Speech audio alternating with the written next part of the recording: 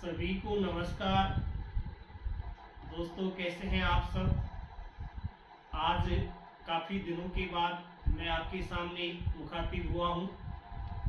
कुछ अस्वस्थता के कारण काफ़ी दिनों से क्लास नहीं ले पा रहा था, लेकिन अब मैं पूर्ण स्वस्थ हो चुका हूं और जल्दी ही नए कार्यक्रम के साथ आपके सामने फिर से उपस्थित होऊंगा। आज इस वीडियो को माध्यम बनाकर मैं 2-3 बातों पर चर्चा करने के लिए आपके सामने आया हूं। एक तो ये जो कोरोना काल चल रहा है, इस काल में हम कैसे इस बीमारी से बचे रहें, इस पर हम चर्चा करेंगे।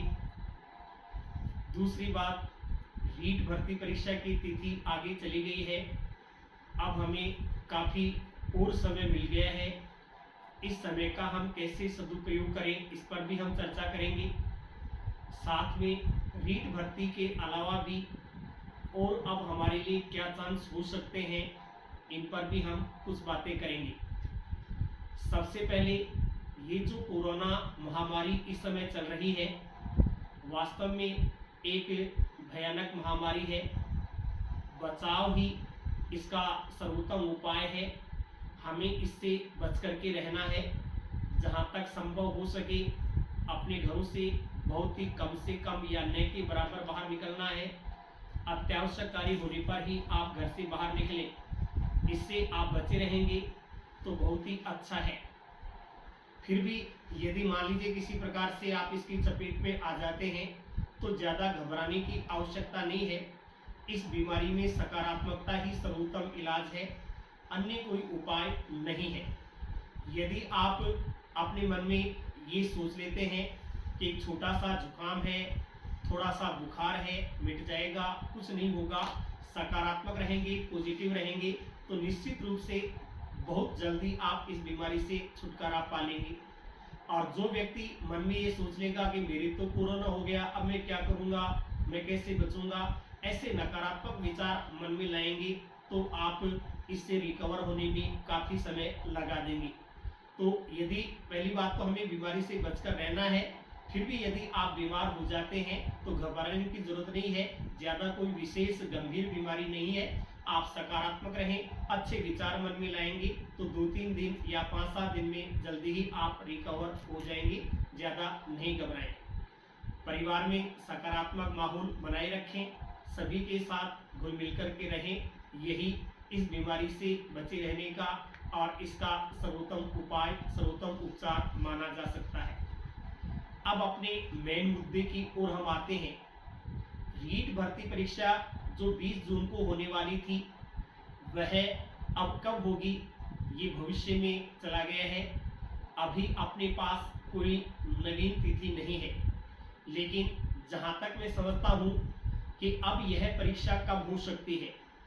देखिए, वर्तमान में अपने राजस्थान की बात करें हम, लगभग 15,000-16,000 केस प्रतिदिन कोरोना के आ रहे हैं और यही गति यदि चलती रही तो मैं समझता हूँ जून के अंत तक भी ये जो लॉकडाउन की स्थिति है या बंदी से है, ये कम नहीं होने वाली है। जब तक केसेज की संख्या 2-3 हज़ार प्रतिदिन नहीं आ जाएगी, तब तक लॉकडाउन की स्थिति यूं ही शायद चलती रहेगी।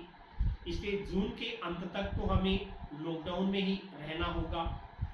जुलाई अगस्त तक आते आते कुछ स्थितियां सुधरने की संभावनाएं जताई जा सकती हैं, लेकिन जैसा कि कुछ वैज्ञानिक कह रहे हैं कि तीसरी लहर भी आ सकती है और यदि तीसरी लहर ने अपना प्रभाव और दिखा दिया तो अगस्त सितंबर तक भी इस कोरोना का प्रभाव हमें झेलना पड़ सकता है। तो ये तो मुझे नहीं लगता कि सितंबर से पहले अब अपनी रीट की भर्ती परीक्षा हो सकती है। सितंबर तो निश्चित रूप से चला गया और आगे भी जा सकता है। एक दिन पहले भी मैंने आपको कहा था कि रीट की परीक्षा फरवरी में ही अधिक होती है, फरवरी तक ही संभावना है। तो ये भी संभव है कि फरवरी 2022 में इसका आयोजन हो सके। काफ़ी समय अपने पास में है, इसलिए मैं आपसे कहना चाहूँगा कि इस समय का हमें सदुपयोग करना है। अब कैसे करना है, जैसे एक बार टेलीग्राम पर मैंने आपको एक कहानी भेजी थी डमरू वाली। कि भगवान शिव यदि अपना डमरू बजाना भूल जाएंगे तो वर्षा कैसे होगी। तो यदि आपने भी पढ़ना छोड़ दिया तो फिर सफलता कैसे मिलेगी। तो पढ़ाई अपनी बिल्कुल भी नहीं छोड़नी है, निरंतरता हमें जरूरी है। निरंतर आप अपनी पढ़ाई को बनाए रखें। एक भी दिन छोड़ना नहीं है कि परीक्षा नहीं हो रही तो मैं पढ़ना छोड़ दूंगा, जब परीक्षा की तिथि आएगी तब दोबारा से पढ़ना शुरू कर दूंगा, ऐसा हमें नहीं सोचना है।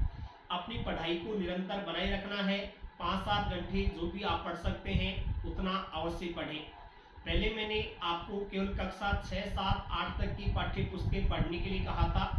वो 6, 7, 8 तक की पाठ्य पुस्तकें तो हमें पढ़नी ही पढ़नी है, उनको पूरा तैयार करना ही करना है।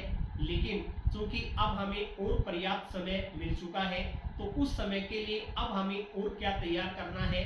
तो 6, 7, 8 की पाठ्य पुस्तकों के साथ साथ हमें अब कक्षा 9 और 10 की पाठ्य पुस्तकों को भी तैयार करना है। कक्षा 9 और 10 की पाठ्य पुस्तकें जो आप पढ़ेंगे उसमें अपने सिलेबस के अनुसार जो पाठ सिलेबस में शामिल हैं उन पाठों को अच्छी तरह से तैयार कर लें। साथ में कक्षा 9 और 10 में वर्तमान सत्र में जो 2020-21 का सत्र था उसमें राजस्थान अध्ययन से संबंधित कुछ बातें या 2 पाठ्य पुस्तकें हैं, एक कक्षा 9 में और एक कक्षा 10 में, तो उन दोनों पुस्तकों को भी हमें अच्छी तरह से तैयार करना है। वर्तमान सत्र में कक्षा 9 और 10 की केवल राजस्थान अध्ययन से संबंधित पाठ्य पुस्तकों को तैयार करना है। बाकी सभी पाठ्य पुस्तकें सत्र 2019-20 में जो चल रही थी उनको ही तैयार करना है। तो आप इन पाठ्य पुस्तकों में अब कक्षा 6 से 8 तक के स्थान पर कक्षा 6 से 10 तक की पाठ्य पुस्तकों को पूरा तैयार कर लें। बाकी हिंदी, संस्कृत और मनोविज्ञान में जो पहले से आप पढ़ते आ रहे हैं उनको पढ़ते रहें, बार बार उनका रिवीजन करें और टेस्ट सीरीज कुछ विशेष रूप से ज्वाइन आप कर सकते हैं। उन टेस्ट सीरीज में अपनी तैयारी को देखते रहें, अपना कौन सा हिस्सा सही हो रहा है, कौन सा हिस्सा गलत हो रहा है। जो हिस्सा आपका गलत हो रहा है उसको बार बार आप और पुनः तैयार करें। इससे पहले एक बात और बताना चाहूँगा, कोरोना से बचने के लिए वैक्सीनेशन भी जरूरी है। आपने यदि अभी तक अपना वैक्सीनेशन रजिस्ट्रेशन नहीं करवाया है तो वैक्सीनेशन का रजिस्ट्रेशन करवा दें और जैसे ही आपकी बारी आती है तो अपना कोरोना का वैक्सीन अवश्य लगाएं। अब एक चीज और हम चर्चा करते हैं। अभी दिल्ली अधीनस्थ बोर्ड की तरफ से कुछ वैकेंसीज आई हैं, उसका विज्ञापन मैंने टेलीग्राम ग्रुप पर डाल दिया है कि कौन से विषय के लिए, कौन से पद के लिए यह विज्ञापन जारी हुआ है। तो आप रीट भर्ती की तैयारी के साथ साथ उस विज्ञापन के अनुसार जो आपकी पात्रता है उसके अनुसार भी आप अपना आवेदन पत्र अवश्य लगाएं। टीजीटी, पीआरटी, पटवार की भर्तियां उस विज्ञापन में आई हैं, तो आप जिसके लिए पात्र हैं उस पात्रता के अनुसार अपना आवेदन पत्र लगा देंगे और उसकी तैयारी भी आप साथ साथ में करते रहेंगे। टीजीटी हिंदी, टीजीटी संस्कृत आदि के लिए यदि आप आवेदन करते हैं तो अलग से कुछ विशेष पढ़ने की आवश्यकता नहीं है। अपने राजस्थान में आरपीएससी का जो सेकंड ग्रेड और फर्स्ट ग्रेड का पाठ्यक्रम है वही पाठ्यक्रम लगभग टीजीटी, पीजीटी में पूछा जाता है, तो उस पाठ्यक्रम के अनुसार आप अपनी तैयारी कर सकते हैं। तो उनके आवेदन जल्दी ही शुरू होने वाले हैं। आप आवेदन शुरू होते ही डीएसएसबी की परीक्षाओं के लिए भी अपना आवेदन भर दीजिएगा और उसके अनुसार आप अपनी तैयारी शुरू करेंगे।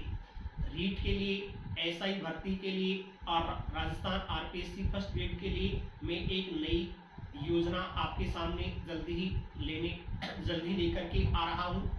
रीट की अपनी जो टेस्ट सीरीज थी 20%, 30% रोज का, वो भी अब दोबारा शुरू होने वाली है। उसके अनुसार आपको नया पाठ्यक्रम बता दिया जाएगा और उस पाठ्यक्रम के अनुसार आप अपनी तैयारी शुरू कर देंगे। आशा है घर पर आप सभी स्वस्थ होंगे और स्वस्थ रह करके अपने अध्ययन को, अपनी पढ़ाई को निरंतरता प्रदान करेंगे। सभी को धन्यवाद।